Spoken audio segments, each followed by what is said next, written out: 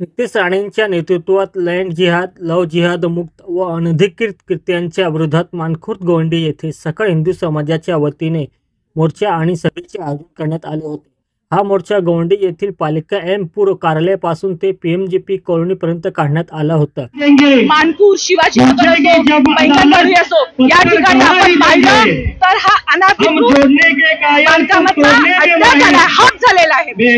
अनेक ठिकाणी इलिगली मदरसे बसलेले आहेत, अनेक भोंगे लागलेले आहेत, कंदनवरांची हत्या केली जाते आणि कंदनवर साफ करून तिथे झोपड्या बसवल्या जातात। आज कंदनवरांची हत्या केल्यानंतर काय दुष्परिणाम होऊ शकतो, सगळ्या समाजाला याचा दुष्परिणाम। नशेली लोक आहेत, चोर अनेक युवक संतप्त झाले, त्याच्यामध्ये हिंदू समाजाला पण ओढलं जात आहे।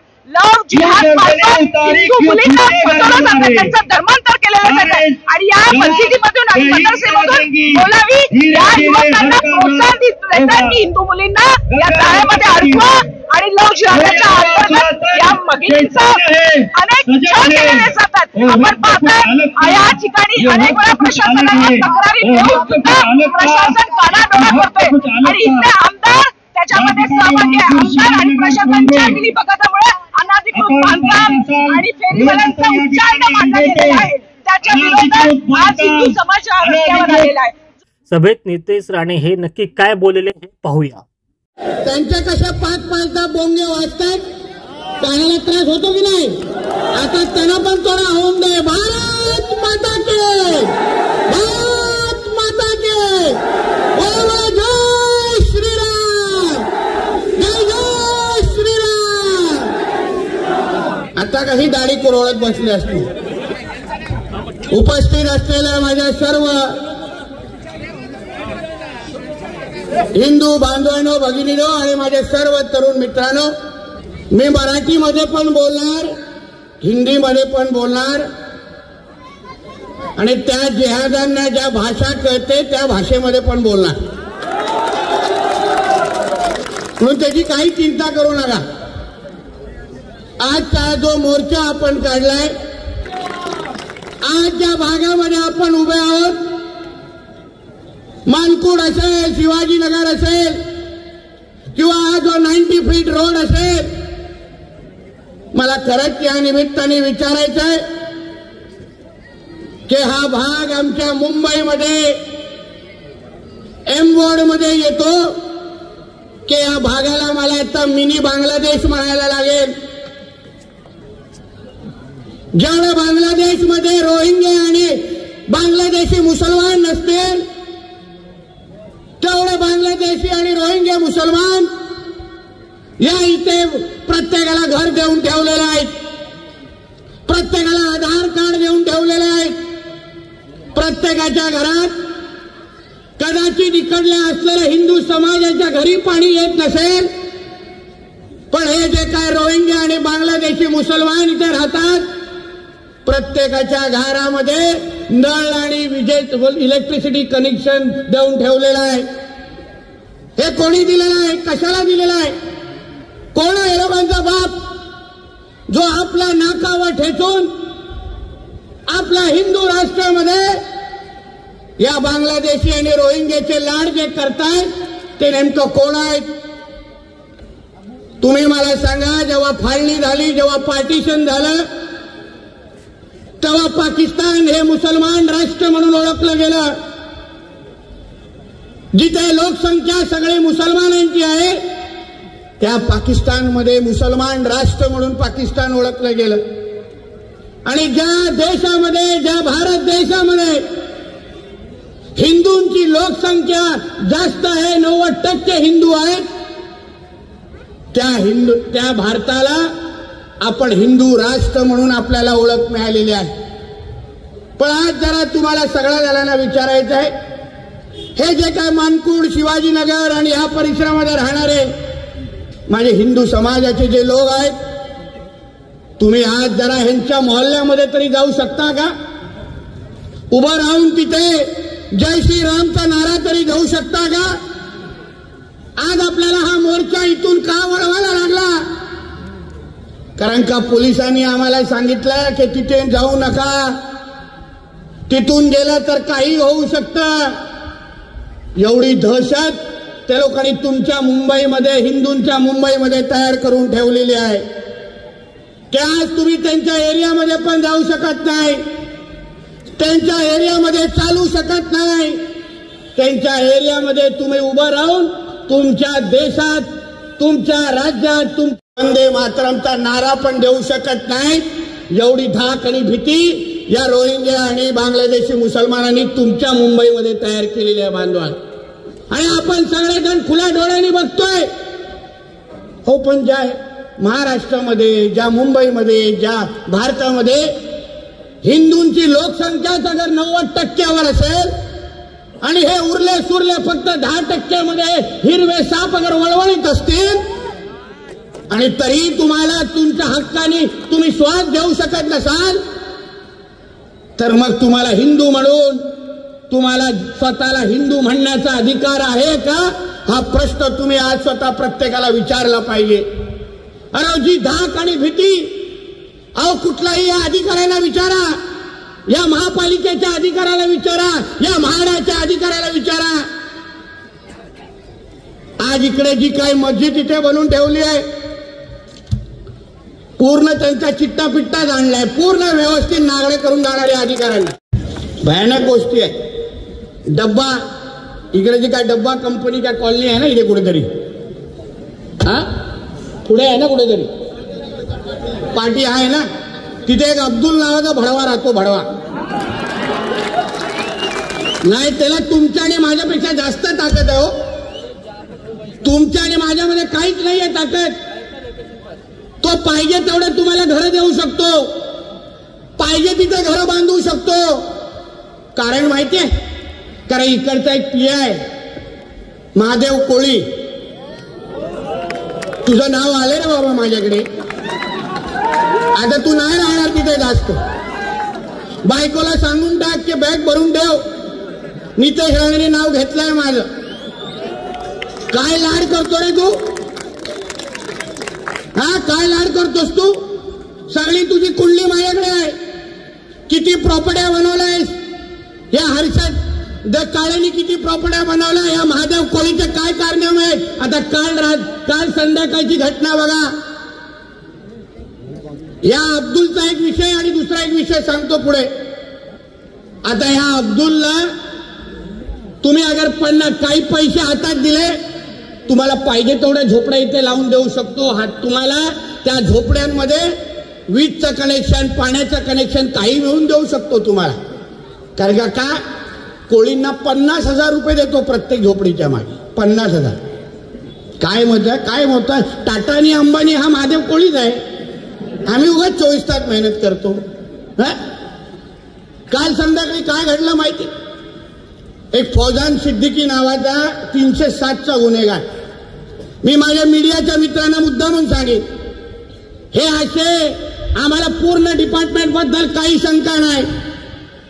आमच्या मुंबई पोलिसांमधले मोठ्यातला मोठा अधिकारी येऊन गेलेला आहे, कार्यतत्पर अधिकारी गेलेला, ज्यांनी आमच्या मुंबईला दहशतवाद्यांकडून वाचवलं. एवढे अधिकारी आमच्या मुंबई पोलिसातून होऊन गेलेले आहेत. आम्हाला सगळ्यांना त्यांच्याबद्दल सार्थ अभिमान आहे.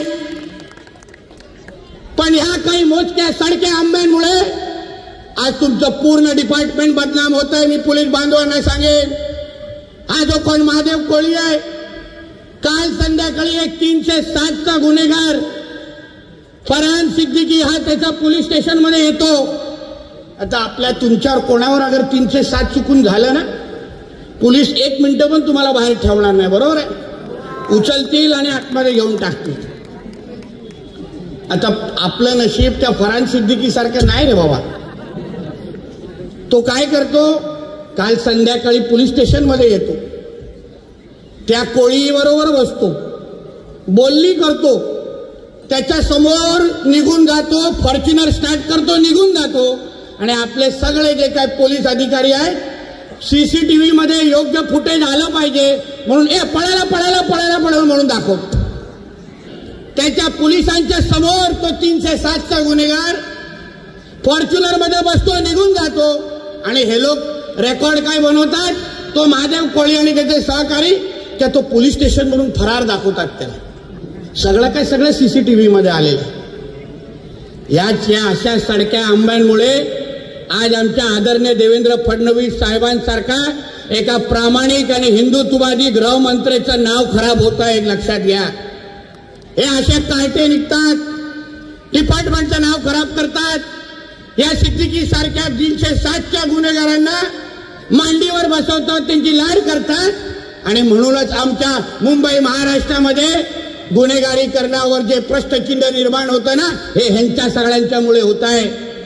म्हणून मी कोळींना सांगतो, तुझ्या वरिष्ठांकडे ही सगळी माहिती मी देणार, आमच्या आदरणीय देवेंद्र फडणवीस साहेबांकडे पण देणार. तुला अगर योग्य वेळ काय कळतं समजतं तर तू स्वतःहूनच सक्तीच्या सुट्टीवर निघून जा, नाही तर तुला काय मी इथे ठेवत नाही, लक्षात ठेव.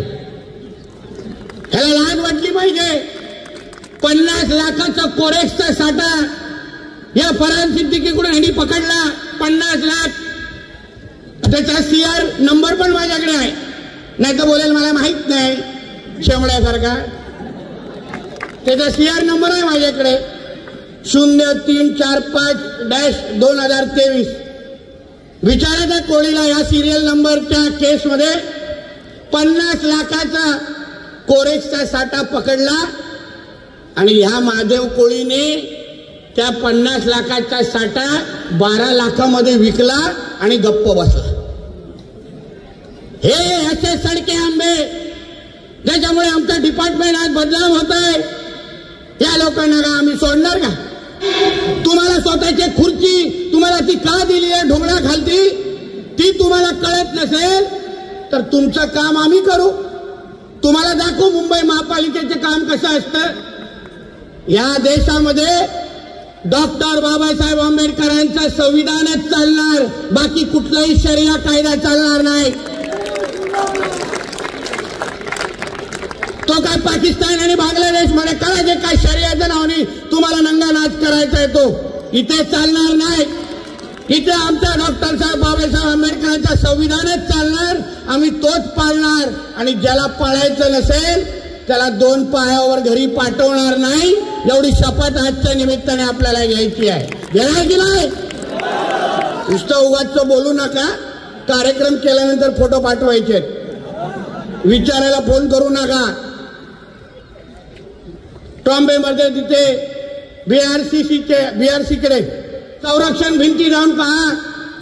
त्या संरक्षण भिंतीला लागूनच एक मदार बांधली आहे, मदरसा बांधला आहे आणि तिथे सगळे अनधिकृत पद्धतीने तिकडे राहत आहेत. प्रत्येकाच्या हातामध्ये 4-4, 5-5 आधार कार्ड देऊन दिले आहेत.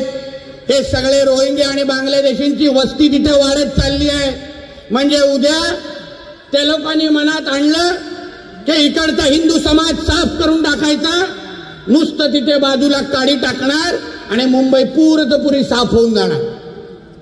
हे राष्ट्रीय सुरक्षेचा विषय तुमचा आणि आमच्या घरातला हे भांडण नाहीये.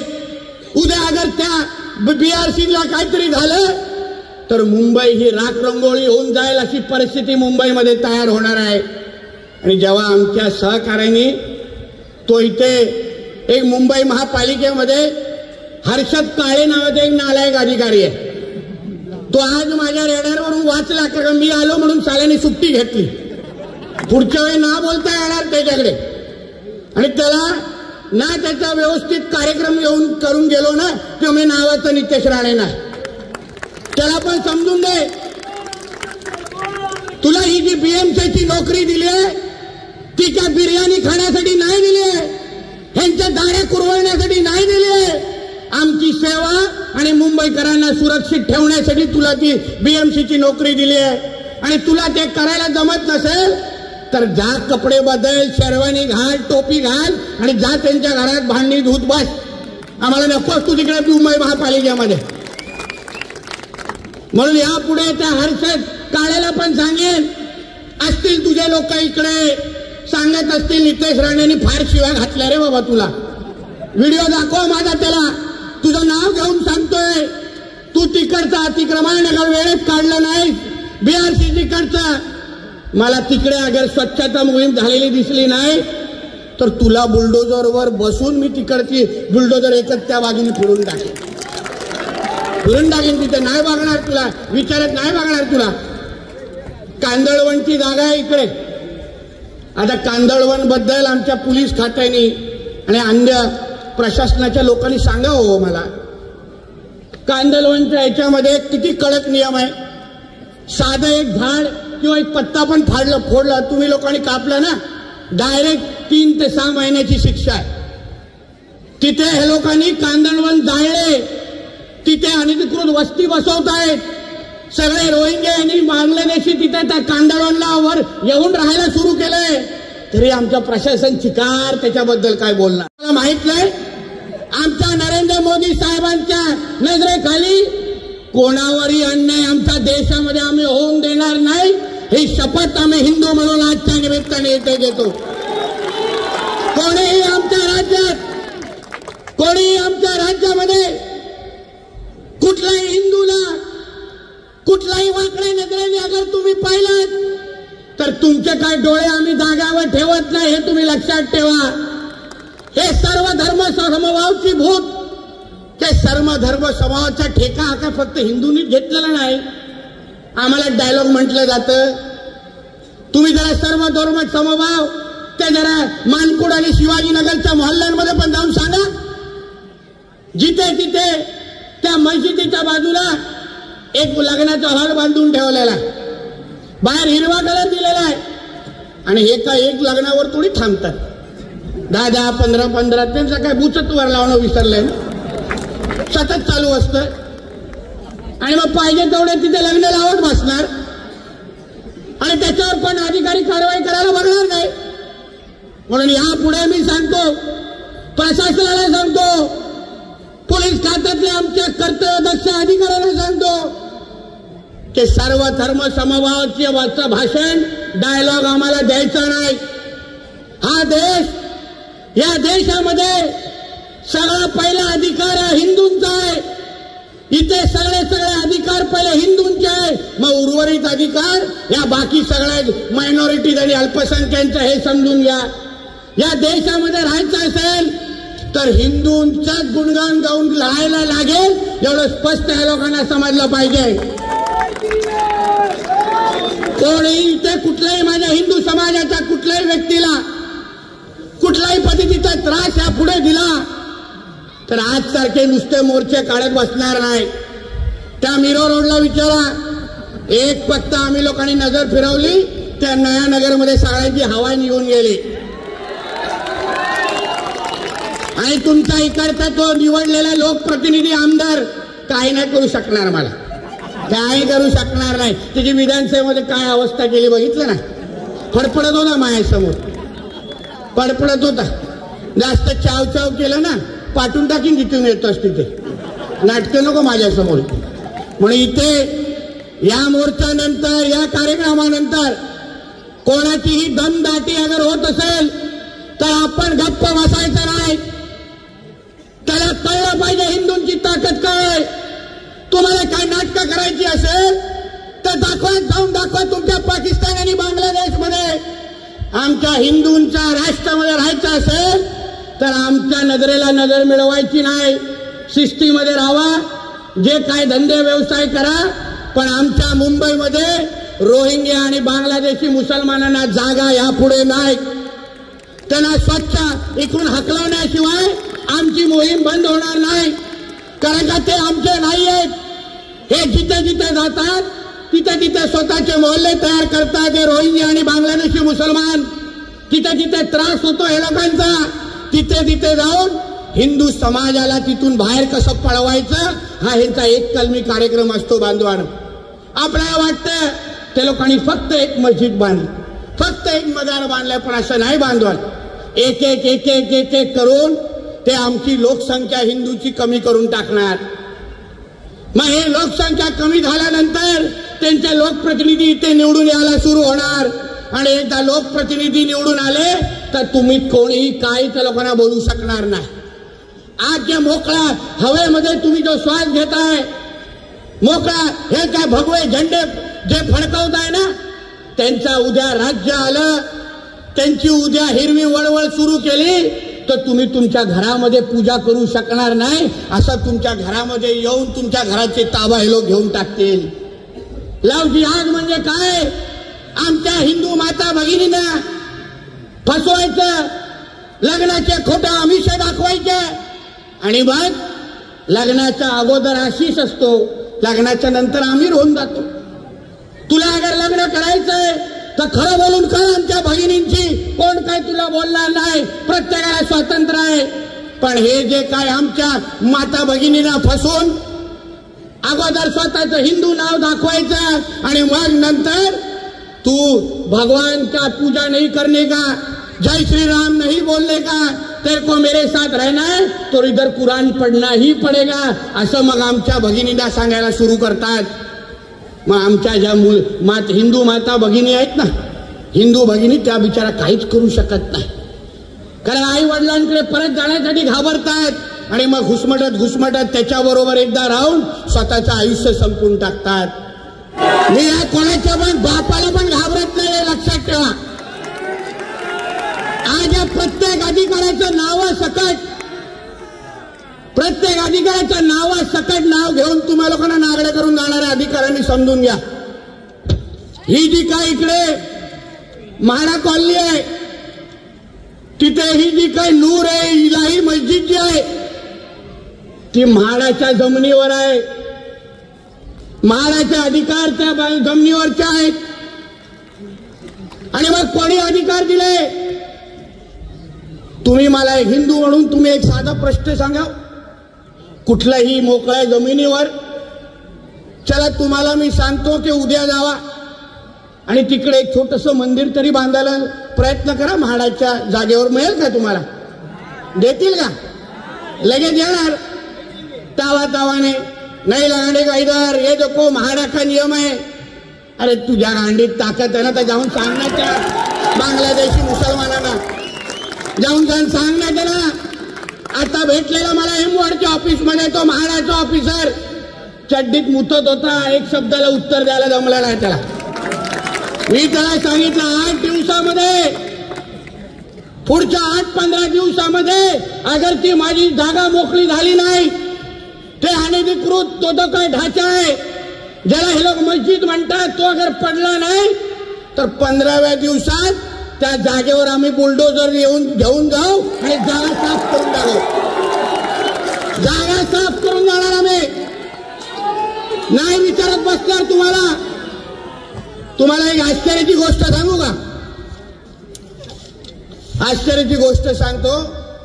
ते त्या जमिनीवर जी ती काही मस्जिद आहे ना नूरे इलाही, त्याला तोडण्याची ऑर्डर बघा माझ्या हातात आहे. आणि हे ऑर्डर कधीचे आहे? हे ऑर्डर आहे 22/1/2023 आपलं एक साधी झोपडी, हिंदूंची एक साधी झोपडी आहे, 24 तास तरी ठेवतात का? शेमड्यासारखे येऊन आपल्याला कारण सांगतात, आपल्याला तोडून देण्याची धमकी देतात. आणि हे 22/11/2023 पासून स्पष्ट ऑर्डर लिहिले, ऑर्डर वाचून दाखवून. सदर बाब ही महाराष्ट्र प्रादेशिक नियोजन व नगर रचना अधिनियम 1966 मधील कलम 52 मधील तरतुदीचा भंग करणारी आहे.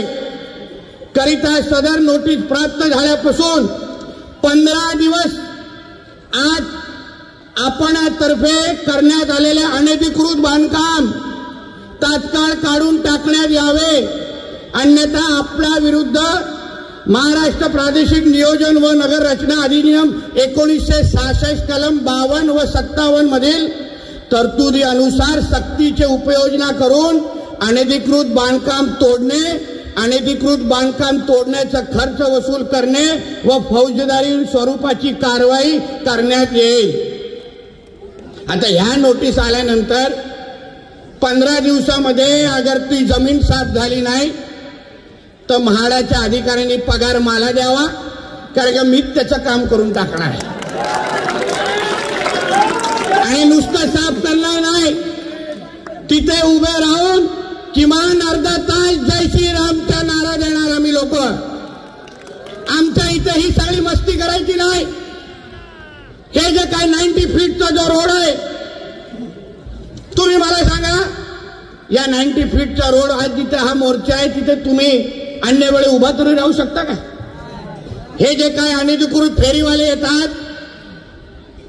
पोलीस पोलीस बांधवांना मी विचारेन, जरा एक तरी या फेरीवाल्यांना, जे टोपी घातलेले फेरीवाले असतात गोल टोपी, त्याला विचारा, अरे बाबा तू इधर का है तो तेरा आधार कार्ड या एड्रेस का दिखा, जरा विचारून बघा. एकाचा आधार कार्ड इकडचा नसणार, एक स्थायी इकडचा नसणार. म्हणजे इकडे अनधिकृत बांगलादेशी आणि रोहिंगे मुसलमान आणून उभे करायचे, हॉकर्स उभे करायचे, फेरीवाले उभे करायचे.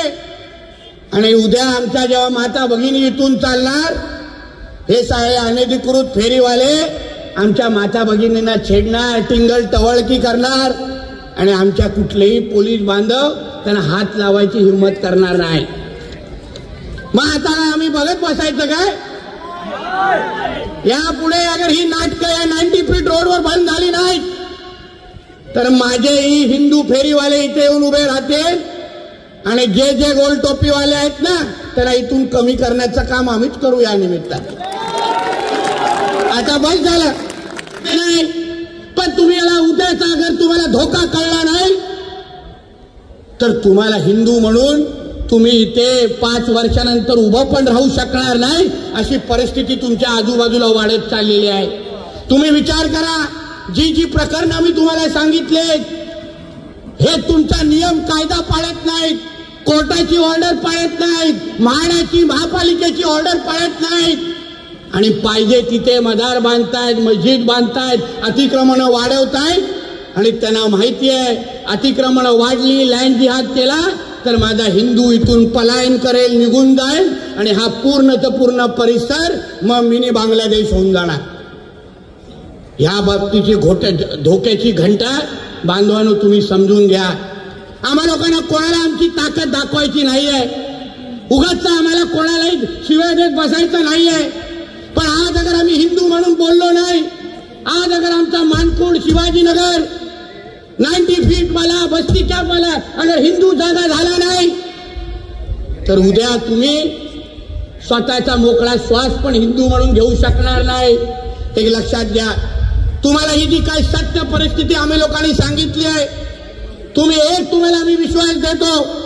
नुसता मोर्चा काढायला आलेलो नाही बांधवांनो, तुम्हाला विश्वास देण्यासाठी आलोय, तुम्हाला आम्ही ताकद देण्यासाठी आलोय की तुम्ही तुमच्याकडे वाकड्या नजरेने बघणाऱ्या डोळ्यांना तुम्ही त्याची काळजी घ्या आणि तुमची काळजी घेण्यासाठी आम्ही सगळेजण इथे समर्थ आहोत हे सांगण्यासाठी आम्ही इथे आलो आहे.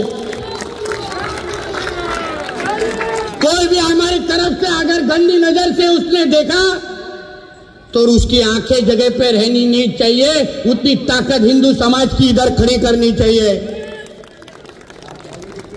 आज आपल्याला आपल्याच मुंबईमध्ये मोर्चा काढण्यासाठी पोलिसांना आम्हाला विनंती करायला लागते की नका जाऊ साहेब, तिकडे लफडी होतील, दगडी मारतील आपल्याच मुंबईमध्ये. अरे आम्ही आलो पहिले इथे, हे आमचं शहर आहे आणि आम्हाला आमच्याच घरामध्ये अगर कोण आव्हान देत असेल आणि तुम्ही त्याच्याबद्दल काही करणार नसाल तर ह्यापेक्षा त्यांच्या समोर नाक रगडा आणि संपून टाका विषय. मग नाही लढायचं आपल्या लोकांना. मग जो काय 500 हजारो वर्षाचा जो काय आपला हिंदू समाज म्हणून जो आपला इतिहास आहे, जे काय राम मंदिर आज तिथे उभं आहे ते कसं बनलंय तुम्ही सांगा. आपल्या कारसेवकांनी हिंमत दाखवली, हिंदू समाजाने हिंमत दाखवली आणि एकच तिथे धक्का मारला आणि 22 जानेवारीला आमचा राम मंदिर तिथे उभं राहिलं. ही आहे हिंदूंची ताकद. आणि फक्त राम मंदिर पर्यंत तो विषय थांबणार नाही. अभी तो काशी और मथुरा भी तो बाकी है, उधर भी तो हर हर महादेव करना है कि नहीं?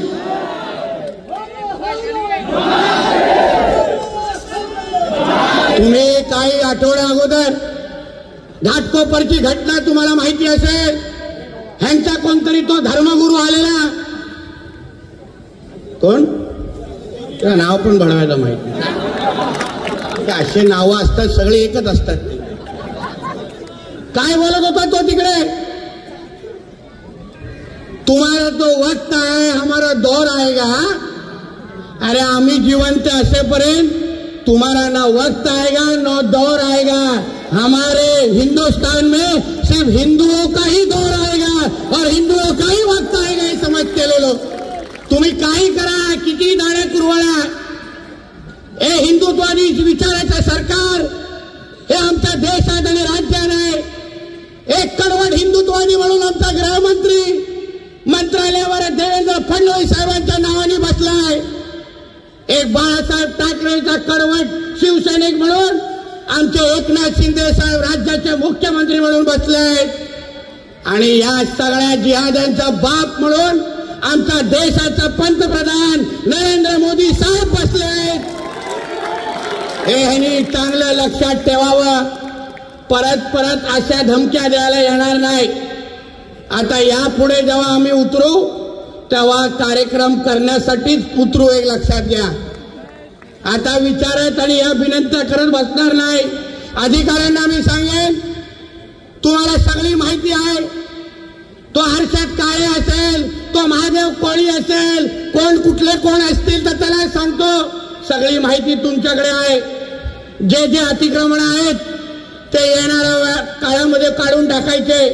ह्या 90 फीट रोड मध्ये कुठलाही अगर आणि चुकून फेरीवाला हे रोहिंग्या आणि बांगलादेशी आम्हाला जास्त दिसले तर त्यांना तर नंतर दाखवू, पहिला तुमच्या महापालिकेच्या अधिकाऱ्यांचा कार्यक्रम करू, एक लक्षात ठेवा. हे लक्षात घ्या. आता काय उद्धव ठाकरे नाही बसलाय मुख्यमंत्री म्हणून. आमचं राज्य आहे, हिंदुत्वाद्यांचं राज्य आहे.